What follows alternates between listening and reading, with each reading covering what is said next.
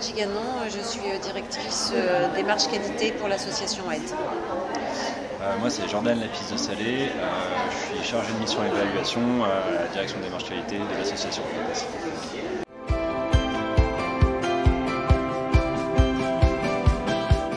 Ce qu'on a voulu montrer, c'est en quoi la mobilisation communautaire est importante, comment c'est possible aujourd'hui de faire venir des personnes qui sont concernées par les questions de santé, pour qu'elles soient engagées dans une structure, qu'elles fassent des choses pour elles, qu'elles fassent des choses pour la collectivité d'appartenance, enfin le collectif auquel elles appartiennent, et puis qu'elles aillent aussi plus loin, se mobiliser pour défendre leurs droits et faire du plaidoyer si sur un territoire donné, eh bien, les réponses apportées ne sont pas efficaces.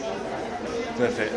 Donc on a essayé de le démontrer aussi par un questionnaire justement à l'ensemble des militants de l'association, mais aussi de démontrer quelles étaient les motivations à s'engager dans une association communautaire comme AID. Et justement, comme l'a dit Stéphane, c'est aussi, et je rajouterais, c'est aussi donner les clés en fait, de compréhension pour pouvoir porter ces actions et pour pouvoir notamment porter certains plaidoyers. Il faut aussi donner les clés de compréhension et faire monter en compétence ces personnes par l'empowerment individuel et collectif.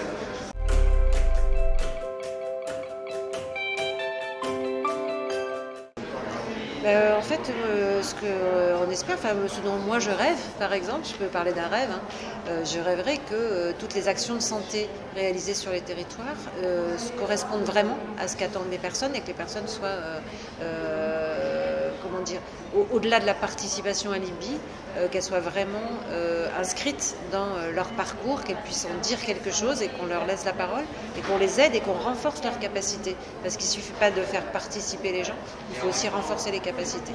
Donc moi je crois que c'est ça qui est important, c'est qu'une majorité d'actions de santé soient faites avec et à partir des besoins des personnes et avec les personnes. Sur les perspectives en santé communautaire, mais moi je vais aller encore un peu plus largement, c'est inclure en fait notamment les personnes qui sont aujourd'hui éloignées du système de soins, qu'on n'arrive pas forcément à toucher, nous qu'on arrive à rencontrer dans nos actions mais qu'on peut avoir du mal à mobiliser à cause de certains facteurs de vulnérabilité qui sont autres et qui peuvent être la précarité économique, la précarité administrative, pour pouvoir justement leur permettre de leur donner la parole et avoir plus facilement recours aux soins et éviter les renonciations aux soins notamment. Oui, et puis des lois type loi sur l'immigration qui empêcheraient qu'on puisse faire un travail intéressant avec les migrants, par exemple. Exactement.